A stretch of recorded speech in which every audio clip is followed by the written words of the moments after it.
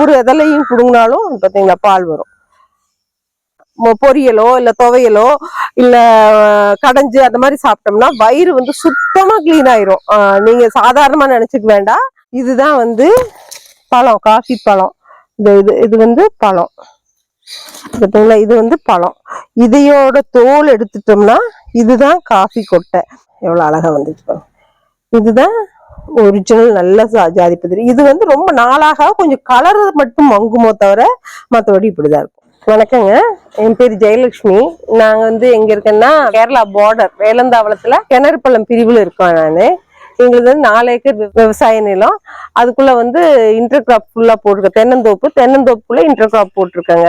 அதுல வந்து பாக்கு, ஜாதிக்காய், ஸ்டார் ஃப்ரூட்டு, காஃபி கொட்டை, சேனக்கிழங்கு, மஞ்சள், அப்புறம் பல வகை வந்து கொய்யா, அப்புறம் மாதுளை, பலா, அப்படி செரி, அந்த மாதிரி நிறைய பல வகைகள், மர பயிர் எல்லாமே வச்சிருக்காங்க. மரப்பயிர் ஃபுல்லா தோட்டத்தை சுத்தியும் மரப்பயிர், மகாகனி, தேக்கு, அந்த மாதிரி எல்லாம் வச்சிருக்காங்க. இயற்கை விவசாயத்துக்கு எப்படி வந்தேன் அப்படின்னு சொன்னா 2007, 2008 அந்த ரேஞ்சில் நம்மாழ்வார் ஐயாவோட மீட்டிங் ஒன்று வந்து பொள்ளாச்சியில நடந்ததுங்க.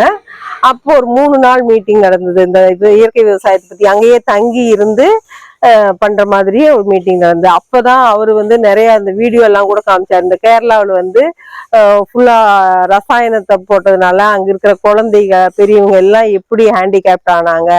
அந்த ரசாயன வந்து அது ரொம்ப மைல்டு ரசாயனம், அதுக்கே அவ்வளோ சைடு எஃபெக்ட் இருந்துச்சு அப்படிங்கிறத காமிச்சாரு. அதுல இருந்தே அப்பவே நாங்க எல்லாம் முடிவு பண்ணோம், அங்க போனவங்க எல்லாம் இனிமேல் வந்து நம்ம ரசாயனமே போடக்கூடாது அப்படின்னு சொல்லிட்டு. அதுக்கப்புறம் இவரு சுபாஷ் பாலேக்கரோட மீட்டிங் வந்து ஈரோட்ல நடந்தது. அது ஒரு 3 நாள் மீட்டிங். அதுக்கும் போயிருந்தேன். அப்போ இன்னும் எப்படி எல்லாம் செய்யலாம் அப்படின்னு சொல்லி அவங்க 2 பேர்த்தோட வழிகாட்டுதல் அப்படின்னு சொல்லலாம். இது ஒரு சின்ன ஒரு போர்ஷன். இது வந்து ஃபென்சிங் போட்டிருக்காங்க. இதுல வாழை வச்சிருக்கேன். வாழைக்குள்ள வந்து கீரை இருக்கு. இது சிவப்பு பொன்னாங்கண்ணி.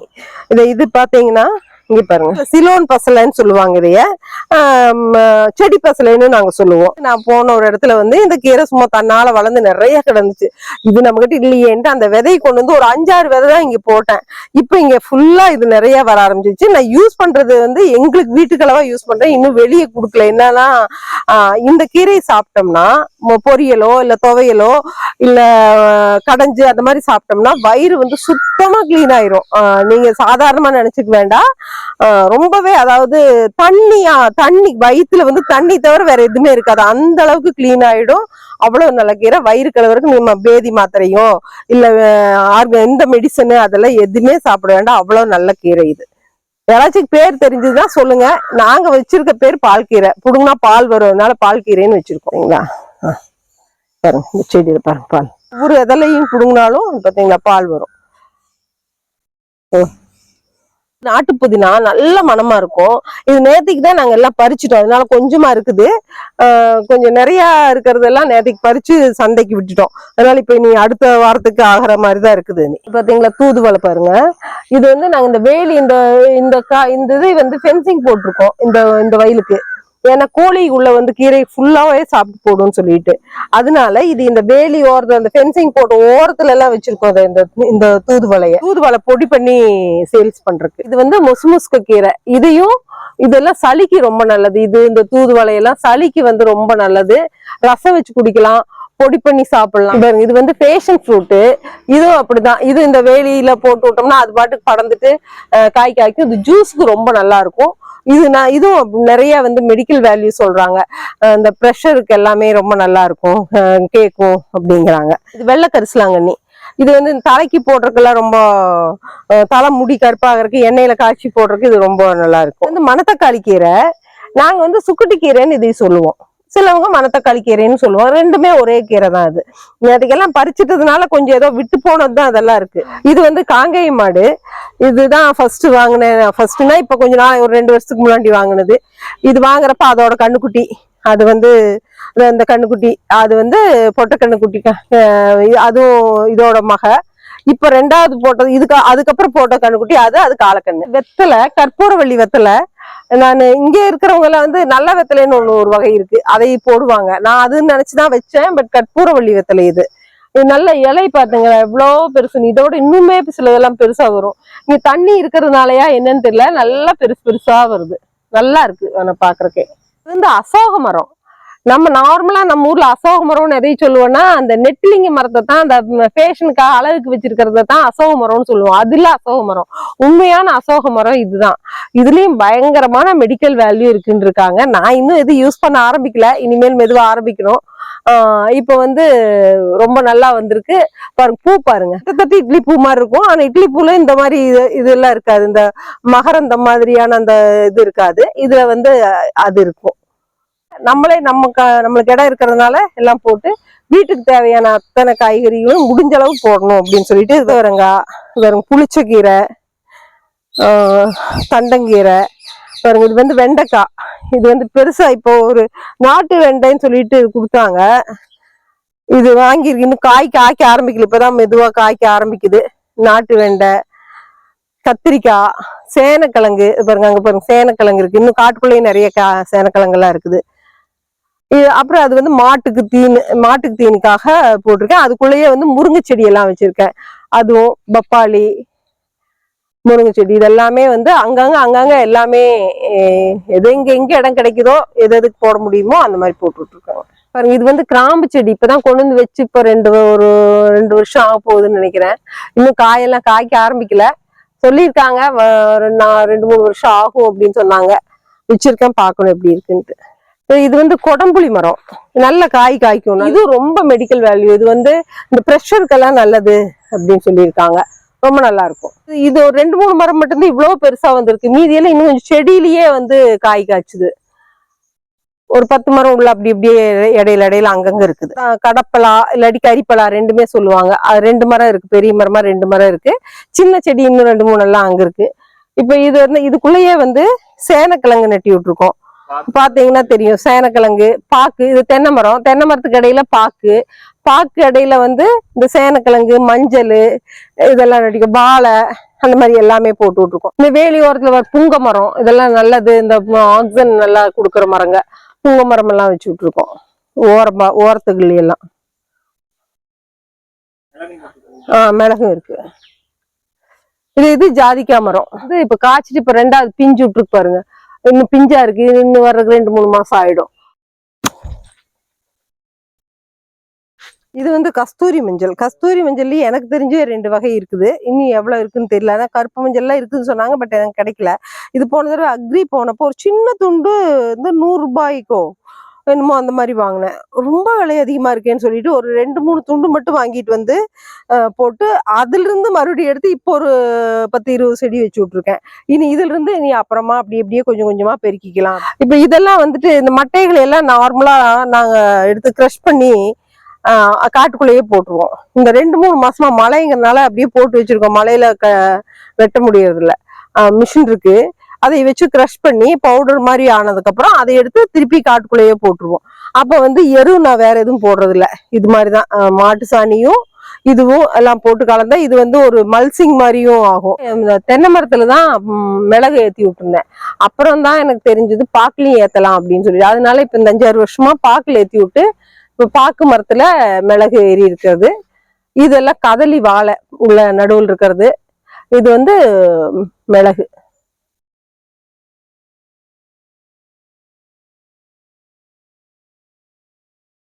காஃபி செடி.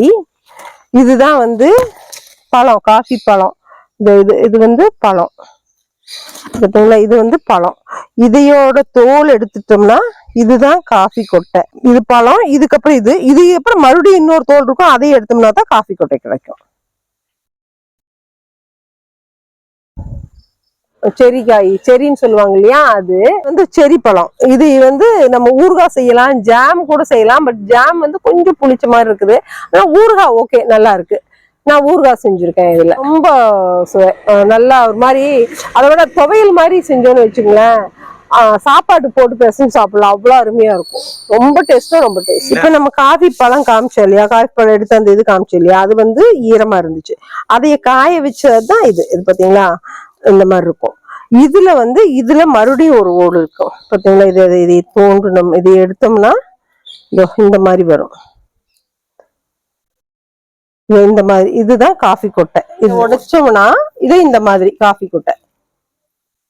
இதையே நம்ம வந்து நல்லா கருப்பா வறுக்கணும். கருன்னு ஆயிடும். அந்த அளவுக்கு நல்லா வறுக்கணும். வறுத்ததுக்கு அப்புறம் அரைக்கணும். அதுதான் காஃபி பொடி. இது கூட எதுவும் கலக்கறதெல்லாம் இல்ல. இதுதான் நீங்க அங்க ஒரு மரத்தை இப்ப காமிச்சேன் இல்லையா, அந்த மரத்தோட கொடம்புளி. இதைய வந்து தனித்தனியா இது பாருங்க, இப்படி எடுத்துடலாம். தனித்தனியா எடுத்துட்டு இதைய காய வைக்கணும்.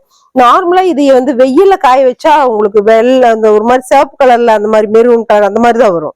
ஆனா இங்க கேரளாவில் இது எப்படி காய வைக்கிறாங்கன்னா, கீழே புகை போடுறாங்க. புகையில தீ போடுறாங்க. மேல ஒரு தட்டு மாதிரி இது வச்சு நாங்க வச்சிருக்கேன்.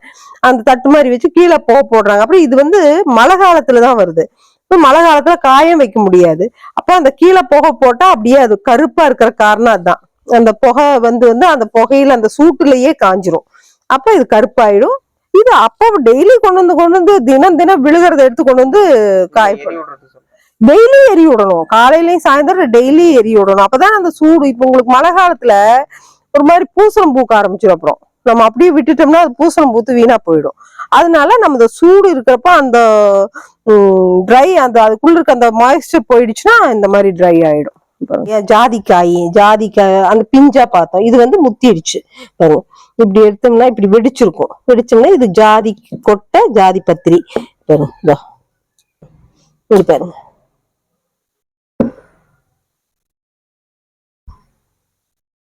இது வந்து நம்ம இப்படியே எடுக்கணும். அதைய வந்து உடையாம எடுக்கணும்.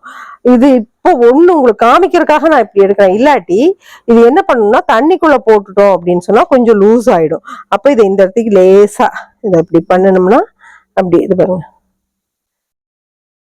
இவ்வளவு கஷ்டப்பட வேண்டாம். இவ்வளவு ஹார்டாவும் இருக்காது. புதுசா உடனே காமிக்கிறதுனால உங்களுக்கு இப்படி இருக்கு. இல்லாட்டி இவ்வளவு கடுசா இருக்காது. தண்ணிக்குள்ள கொஞ்ச நேரம் போட்டு வச்சிருந்தோம்னா அப்படியே லூஸ் ஆயிடும். அதை வந்து நம்ம அப்படியே முழுசா எடுத்துக்கணும். இந்த ஜாதி பத்திரி வந்து நம்ம உடைக்க கூடாது. அதாவது பிஞ்சு போயிடக்கூடாது. பிஞ்சு போகாம எடுத்தோம்னா தான் அது ஃபர்ஸ்ட் கிளாஸா, ஃபர்ஸ்ட் குவாலிட்டியாமா. இல்லாம இருந்ததுன்னா அது உடஞ்சிருச்சுன்னா அது செகண்ட் குவாலிட்டி, தேர்ட் குவாலிட்டி அப்படின்னு எல்லாம் சொல்றாங்க. இப்ப இது வந்து புதுசா இருக்கிறதுனால உங்களுக்கு எனக்கு எடுக்கிற கொஞ்சம் கஷ்டமா இருக்கு. அதனாலதான் நான் இப்படி எடுக்கிறேன். தண்ணிக்குள்ள போட்டீங்கன்னா இவ்வளவு கஷ்டப்பட்டு எடுக்க வேண்டாம். உடனே ஈஸியா எடுக்க முடியும். நான் உங்களுக்கு பிக்காம எடுத்து காமிக்கணுங்கிறதுக்காக தான் இந்த மாதிரி பண்ணிட்டு இருக்கேன்.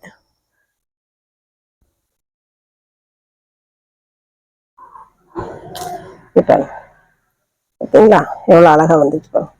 இதுதான் ஒரிஜினல் நல்ல ஜாதி பத்திரி. இது வந்து ரொம்ப நாளாக கொஞ்சம் கலர் மட்டும் மங்குமோ தவிர மற்றபடி இப்படிதான் இருக்கும். பச்சையா நல்ல முத்துன மிளகா பிடுங்கிட்டு வந்து இதை வந்து வெயில்ல காய வைக்கணும். வெயில்ல காய வச்சோம்னா இந்த மாதிரி கருப்பு கலர் ஆயிடும். வெறுமனே காய வச்சா போதும், கருப்பு கலர் ஆயிடும். இதுதான் மிளகு.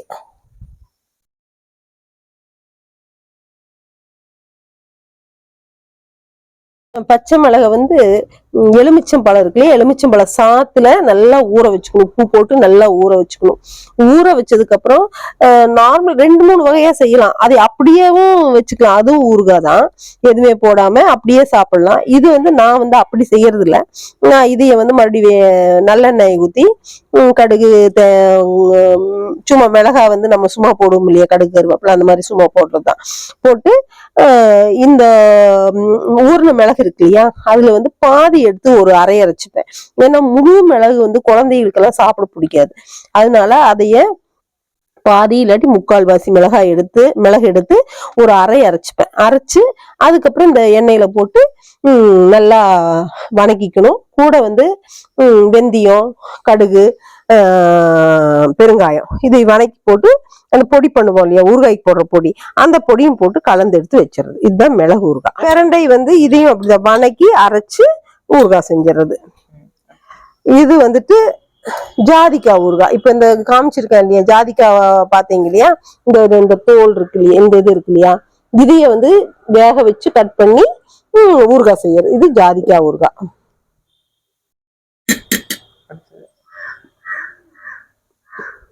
இது வந்து எலுமிச்சங்காய் ஊறுகாய். இது பாருங்க, இது எலுமிச்சங்காய் ஊறுகாய். இதுவும் அதே மாதிரிதான், எந்த ப்ரிசர்வேட்டிவும் போடாம நல்லெண்ணெயில செய்யறது. இது வந்து மாங்காய் ஊறுகாய். இதுவும் மாங்காய் சீசனுக்கு தான் செய்வேன் நான். நம்ம காட்டுல இருக்கிறதையே எடுத்து செய்யறது. இது மாங்காய் ஊறுகாய். இதுக்கு எந்த ப்ரிசர்வேட்டிவும் கிடையாது, வெறும் எண்ணெய் தான். இதோட எண்ணெய் உப்பும் தான் இதோட ப்ரிசர்வேட்டிவ். இது வந்து ஸ்டார் ஃப்ரூட் ஊறுகாய். இங்க நம்ம ஸ்டார் ஃப்ரூட் இருக்குது.